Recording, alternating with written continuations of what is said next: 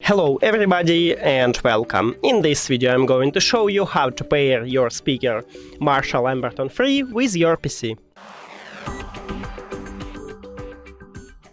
You have to start by click the Windows button on your keyboard and then write Bluetooth. Then click Enter and right here at the top click Add Device. Bluetooth. After that, right here at the top we have all controls, so you need to press power button to turn on your speaker. And after that you need to press and hold Bluetooth button to enter pairing mode. Here we go, and now we should see it at the device list. Right here we have it, so click on it. And then click Done. We did it!